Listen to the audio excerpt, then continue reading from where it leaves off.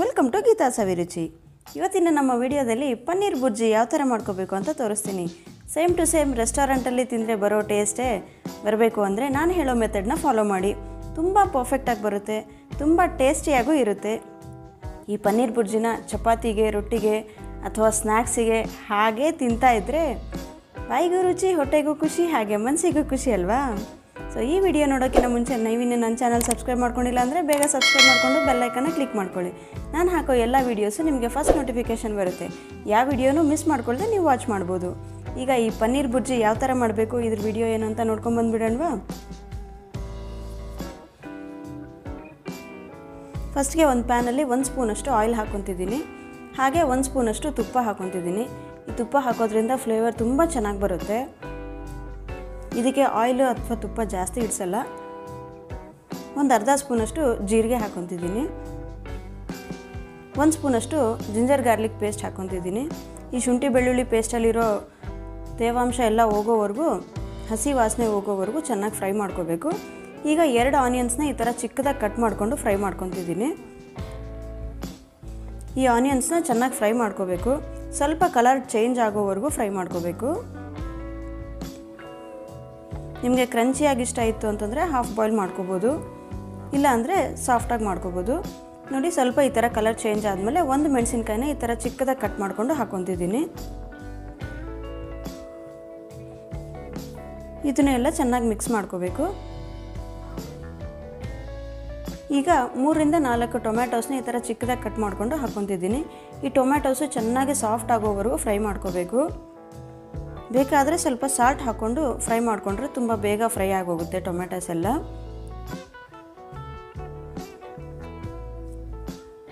ಇದನ್ನು close ಮಾಡ್ಕೊಂಬಿಟ್ಟು boil ಮಾಡ್ಕೊತೀನಿ. Close ಮಾಡಿದರೆ ತುಂಬ ಫಾಸ್ಟಾಗಿ ಬೆಂದ್ಬಿಡುತ್ತೆ ಟೊಮ್ಯಾಟೋಸ್ ಎಲ್ಲ.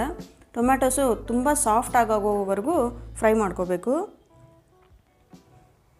ನೋಡಿ, ಈ ಥರ ಟೊಮ್ಯಾಟೋಸ್ ಎಲ್ಲ ಫ್ರೈ ಆಗೋದ್ಮೇಲೆ ಈಗ ಇದಕ್ಕೆ 1/4 ಸ್ಪೂನಷ್ಟು ಅರಿಶಿನ ಪುಡಿ ಹಾಕ್ಕೊತಿದ್ದೀನಿ. 1 ಸ್ಪೂನಷ್ಟು ಖಾರದ ಪುಡಿ, ಅರ್ಧ ಸ್ಪೂನಷ್ಟು ಧನಿಯಾ ಪುಡಿ. ಈಗ ಇದೆಲ್ಲ ಮಸಾಲೆ ಎಲ್ಲ ಚೆನ್ನಾಗಿ ಫ್ಲೇವರ್ ಬರೋವರೆಗೂ ಫ್ರೈ ಮಾಡ್ಕೋಬೇಕು. ಮಸಾಲೆ ಸೀದೋಗ್ಲಾರ್ದಂಗೆ ನೋಡ್ಕೊಳ್ಳಿ. ಸ್ವಲ್ಪ ಚೆನ್ನಾಗಿ ಮಿಕ್ಸ್ ಮಾಡ್ಕೊತ ಫ್ರೈ ಮಾಡ್ಕೋಬೇಕು. ಈ ಮಸಾಲೆ ಎಲ್ಲ ಚೆನ್ನಾಗಿ ಫ್ರೈ ಆಗೋದ್ಮೇಲೆ ಈಗ ನಾನು 500 ಗ್ರಾಮ್ಸ್ ಅಷ್ಟು ಪನ್ನೀರನ್ನ ಈ ಥರ ಪುಡಿ ಮಾಡ್ಕೊಂಡಿದ್ದೀನಿ. ಇದನ್ನೆಲ್ಲ ಹಾಕ್ಕೊತೀನಿ. ನೀವು ಫ್ರೆಶ್ ಪನ್ನೀರ್ ಮಾಡಿಕೊಂಡ್ರೆ ನೀವು ಸ್ಲೈಸಸ್ ಕಟ್ ಮಾಡ್ಕೊಳ್ಳೋದು ಬೇಕಾಗಿಲ್ಲ, ಹೀಗೆ ಪುಡಿಯಾಗಿ ಹಾಕ್ಕೋಬೋದು. ಫ್ರೆಶ್ ಪನ್ನೀರ್ ಮಾಡಿಕೊಂಡ್ರೆ ಸ್ವಲ್ಪ ಅದರಲ್ಲಿ ತೇವ ಹಾಗೆ ಉಳಿಸ್ಕೊಂಡು ಮಾಡ್ಕೋಬೋದು. ಆಗ ಈ ಪನ್ನೀರ್ ಬುರ್ಜಿ ತುಂಬ ಜ್ಯೂಸಿಯಾಗಿ ಚೆನ್ನಾಗಿರುತ್ತೆ. ಈ ಪನ್ನೀರಲ್ಲಿ ಸ್ವಲ್ಪ ತೇವಾಂಶ ಏನಾದರೂ ಕಡಿಮೆ ಇತ್ತು ಅಂತಂದರೆ ಸ್ವಲ್ಪ ನೀರು ಸ್ಪ್ರಿಂಕಲ್ ಮಾಡ್ಕೋಬೋದು. ನೋಡಿ, ಈ ಥರ ಬಿಸಿಗೆ ಫ್ರೈ ಮಾಡ್ತಾಯಿದ್ರೆ ಪನ್ನೀರೆಲ್ಲ ತುಂಬ ಸಾಫ್ಟ್ ಆಗೋಗ್ತಾ ಇದೆ. ನೋಡಿ, ಈ ಥರ ಸಾಫ್ಟಾಗಿ ಸ್ವಲ್ಪ ಜ್ಯೂಸಿ ಆಗಿದ್ದರೆ ತಿನ್ನಲಿಕ್ಕೆ ತುಂಬ ಚೆನ್ನಾಗಿರುತ್ತೆ. ಈ ಟೊಮ್ಯಾಟೋಲಿರೋ ತೇವಾಂಶನೂ ಸ್ವಲ್ಪ ಜ್ಯೂಸಿಯಾಗಿ ಚೆನ್ನಾಗಿರುತ್ತೆ. ಲಾಸ್ಟಲ್ಲಿ ಸ್ವಲ್ಪ ಸಾಲ್ಟ್ ಹಾಕ್ಕೊತೀನಿ. ಈ ಪನ್ನೀರ್ ಬುರ್ಜಿಗೆ ಸಾಲ್ಟ್ ಜಾಸ್ತಿ ಇಡಿಸಲ್ಲ, ನೋಡ್ಕೊಂಬಿಟ್ಟು ಸ್ವಲ್ಪನೇ ಹಾಕ್ಕೊಳ್ಳಿ.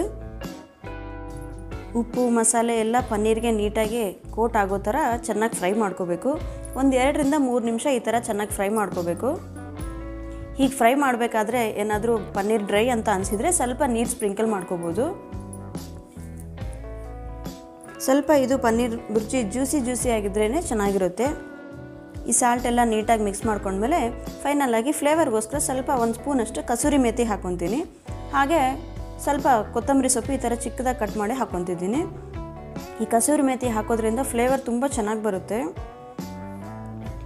ನೋಡಿ, ಇದೆಲ್ಲ ಚೆನ್ನಾಗಿ ಮಿಕ್ಸ್ ಮಾಡ್ಕೊಂಡ್ಬಿಟ್ರೆ ಪನ್ನೀರ್ ಬುರ್ಜಿ ರೆಡಿ ಆಗೋಗುತ್ತೆ. ಈ ಪನ್ನೀರ್ ಬುರ್ಜಿನ ನೀವು ರೋಟಿಗೆ, ಚಪಾತಿಗೆ, ಹಾಗೆ ಸ್ನ್ಯಾಕ್ಸಿಗೆ ಬರೆದಾದರೂ ತಿನ್ಬೋದು. ತುಂಬಾ ಟೇಸ್ಟಿಯಾಗಿರುತ್ತೆ. ನೋಡಿದ್ರಲ್ಲ ಫ್ರೆಂಡ್ಸ್, ಎಷ್ಟು ಈಸಿ ಅಲ್ವಾ ಪನ್ನೀರ್ ಬುರ್ಜಿ ರೆಡಿ ಮಾಡ್ಕೊಳ್ಳೋದು. ರೆಸ್ಟೋರೆಂಟ್ಗಳಲ್ಲಿ ಸಿಗೋ ಪನ್ನೀರ್ ಬುರ್ಜಿ ಈಗ ನೀವೂ ಈಸಿಯಾಗಿ ಸಿಂಪಲ್ಲಾಗಿ ಮನೇಲಿ ಮಾಡ್ಕೋಬೋದಲ್ವಾ? ನೀವು ಖಂಡಿತ ಮನೇಲಿ ಟ್ರೈ ಮಾಡಿಬಿಟ್ಟು ನಿಮ್ಗೆ ಯಾವ ಥರ ಬಂದಿದೆ ಅಂತ ನನಗೆ ಕಮೆಂಟ್ ಸೆಕ್ಷನಲ್ಲಿ ಕಮೆಂಟ್ ಮಾಡಿ ತಿಳಿಸಿ. ನಿಮಗೆ ಈ ವಿಡಿಯೋ ಇಷ್ಟ ಆಗಿದ್ರೆ ದಯವಿಟ್ಟು ಒಂದೇ ಒಂದು ಲೈಕ್ ಮಾಡಿ. ನೀವಿನ್ನೂ ಸಬ್ಸ್ಕ್ರೈಬ್ ಮಾಡ್ಕೊಂಡಿಲ್ಲ ಅಂದರೆ ಬೇಗ ಸಬ್ಸ್ಕ್ರೈಬ್ ಮಾಡಿಕೊಂಡು ಬೆಲ್ಲೈಕನ್ನ ಕ್ಲಿಕ್ ಮಾಡ್ಕೊಳ್ಳಿ. ಮತ್ತಷ್ಟು ಒಳ್ಳೊಳ್ಳೆ ರೆಸಿಪಿಗಳೊಂದಿಗೆ ಮತ್ತೆ ಭೇಟಿಯಾಗೋಣ. Thanks for watching.